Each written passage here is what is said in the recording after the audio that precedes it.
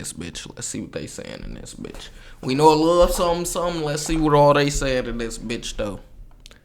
Y'all didn't even know. Y'all didn't even know. Look, we finna get our clips out for real now. Look at this. Look, we finna get our clips out for real now. Y'all ain't even know it get like this. Look at this. Niggas finna be getting their clips out for real. You see his motherfucking vertical now. We on vertical and we on regular. Nigga, y'all ain't getting it. Y'all, man, come on, man. Come on, man. Vertical and we really finna get them clips out now. That's why you been seeing me going crazy, saying everything, my nigga. We getting them clips. We gonna make it, nigga. We gonna make it one way or another. You read the title, right? It's either we gonna make it or we dick dealing bandits. One or the two. It's one or the two. I ain't no other options no more. It's one or the two. God damn.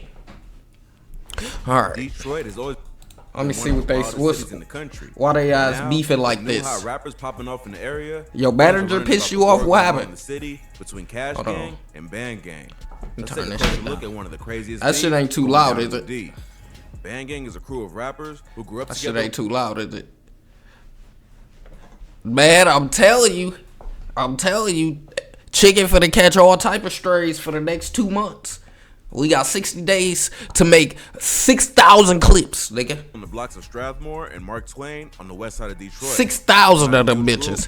He made me go to the pool. He made me go to a pool that was hour 2 minutes away.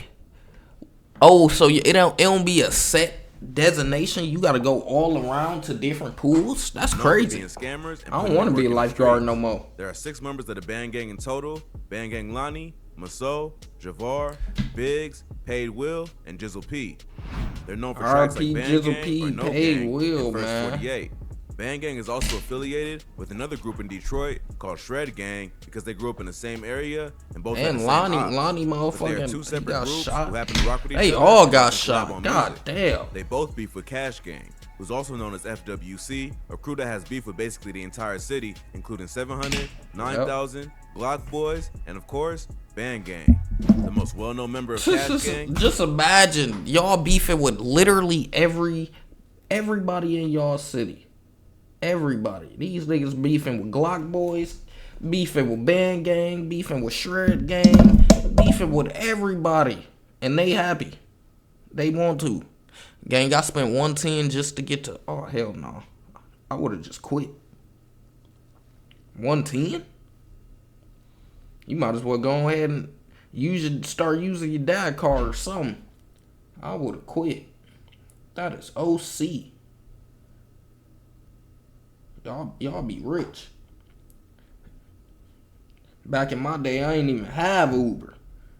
I just had to walk. Walk or quit. Walk or quit. Tomorrow morning, rock his shit and take it out in bed. For real. Like, get that money back. What's going on? It's FWC Big Key, who has earned himself the nickname Big Op for being one of the most hated dudes in the city. Other members of CASHGANG include CASHGANG. I see why now. FWC I don't blame you. Moore, Mike, and Sticks. Although the 2 crews were never cool, they weren't always at war. But as both groups grew a name for themselves in the streets and in the industry, a tension built that would lead to an all-out war. The incident that pushed the beef between how these did two it rival start? crews past the point of no return was the killing of well-known Detroit rapper named Dex Osama. Dex was one of the most feared savages. I do, because Dex was CASHGANG. I remember that. So you mean to tell me this shit been beefing since 2014? Oh, wow. Okay. I remember that now. He said he would pay for my Uber, so that's why I took it. Oh, your manager nice. I remember I used to be motherfucking, what you been calling? I remember I called into a job. This was probably like COVID time. I called into a job and they sent me an Uber. I was like, damn, this first time jobs actually want people to come to work. That's crazy. Couldn't even, I tried calling in. They sent me an Uber. Couldn't even call in. I told them my car was messed up. My car wasn't messed up. They sent me an Uber. I'm like, damn. Now, what if I wanted to make an excuse and say it was an emergency, I gotta leave? I can't even leave because I took an Uber.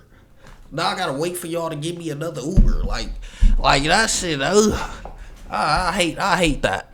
I hate that. Yeah, they really wanted niggas to go to work. Like, come on, bro. It's COVID. Niggas coughing.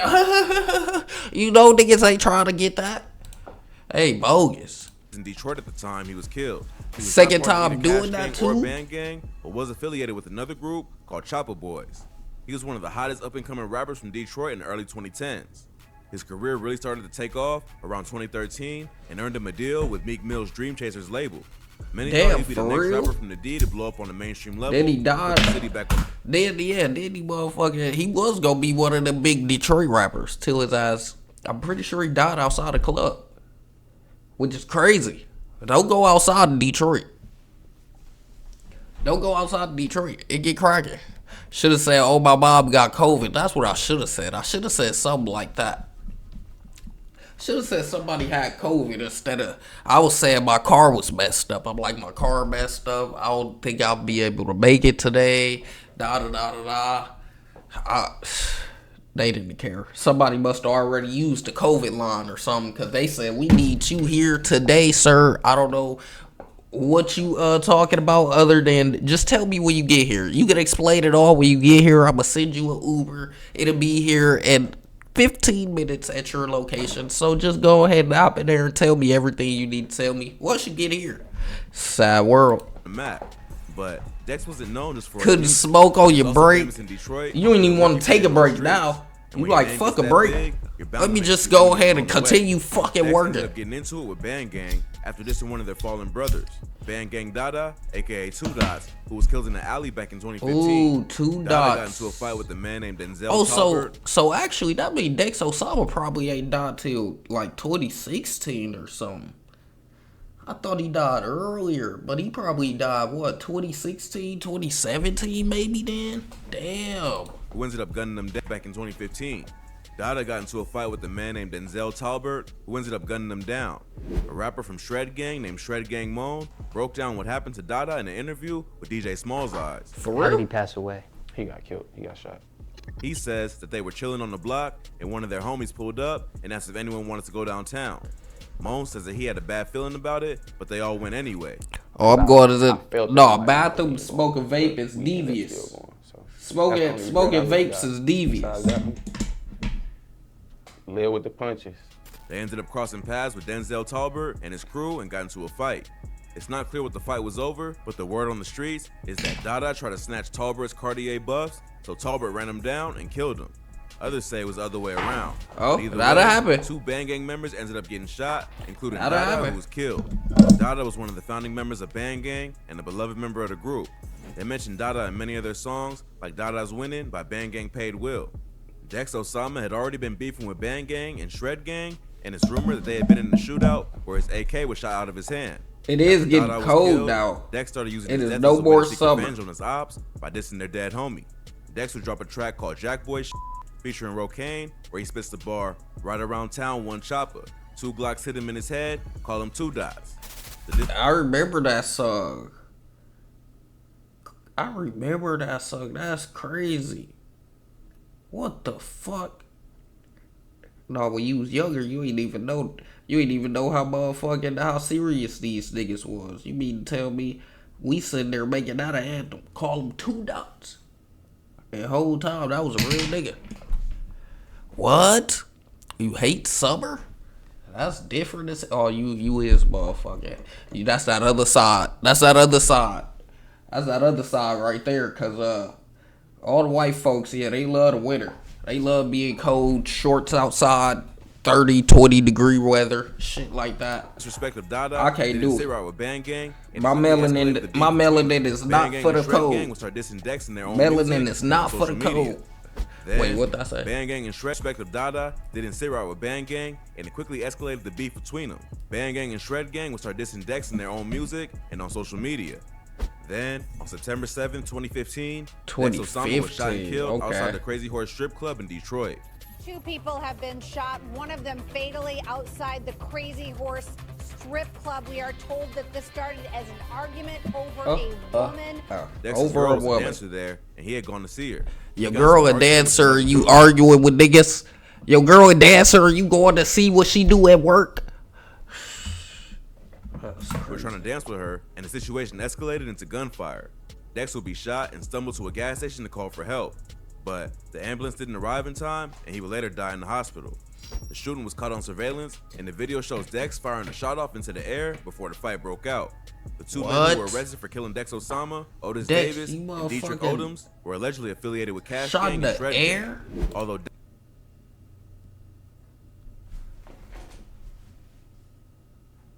wait, so the people who was convicted was a part of CASHGANG, but CASHGANG still hate the other people? Like, hold on, I'm a little confused here. Hold on, did they just say? Out. The two men who were arrested for killing Dex Osama, Otis Davis, and Dietrich Odoms, were allegedly affiliated with CASHGANG and ShredGang.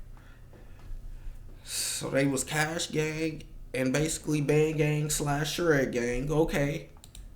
Although Dex had his own crew, Chopper Boys, he was cool with FWC Big Key from CASHGAng. The murder of Dex Osama was what started the war that still continues to this day. It made it worse. That's sick. I swear to God, every white nigga man. I be them white folks in general. I be seeing the white bitches running in no clothes in 30-degree weather. The niggas running no clothes, 30-degree weather. Like, it'd be crazy. I don't know how y'all do that shit. But hey, if they want to get sick, they want to get sick. That's they want to get sick. He diss Dex on tracks after he was murdered. So Big Key felt like he had to defend his dead homie. The two gangs started going at it both on social media and in the music. But in 2019, Key went through some legal problems after he was found guilty of 2 counts of forgery and possession of criminal tools. He ended up avoiding jail time and got sentenced to 4 years of probation. But before he came back into the war, he would end up catching another charge later that same year for felony fraud. Somehow, he escaped jail time again and posted bond the next day. But just as CASHGANG was celebrating their leader being back home on the streets, BANDGANG will be mourning the loss of another one of their most respected members, Jizzle P. R.P. Jizzle, man. That's crazy. Yo, the other hand would be wearing sweatpants. That's where I do dress the most in the winter right in time. front of his own mom. Jizzle P and another dude were sitting in the Chrysler 300 on Fielding Street when a shooter sprayed the car with bullets. The car was parked in front of the driveway of Jizzle P's mom's house, and she witnessed the whole thing. But she said that the killer let off so many shots that the sparks blinded her from seeing who did it. 25-year-old Aaron Mays was sitting in a car, the two of them cracking jokes. When someone ran up, firing so many shots at Mays, his mother says she couldn't see the suspect's face. There was so much muzzle flash from the gun. She would go on the news to mourn the death of her son, and BANDGANG would vow to seek revenge on whoever took their homie from him. But CASHGANG didn't have much respect for the death of one of their ops, and pretty soon after the news broke, they would be on social media dissing the dead rapper. Big Key was the first to start the wild disrespect, laughing at Jizzle P's death on Insta Live, saying that he was getting an AR to smoke more ops. Yeah, you wrong. Man, I'm finna go pick up my mother AR. I done got too many death threats. The rest of CASHGANG will follow his lead and clown the rapper on social media and take credit for the murder. It must have been a planned hit against BANDGANG because Javar later revealed that he got shot on the same day at the same time as Jizzle P in a different location, but survived. No, that shit was really crazy because we got shot on the same day, like at the same time. So he was in the hospital recovering when he got the news that his homie had been killed. If that wasn't bad enough, while they were still recovering from the loss of Jizzle P, the group would lose another member. BANDGANG paid Will. They gotta leave Detroit. BANDGANG. Several shots being fired over in the area of Grandmont in West Chicago.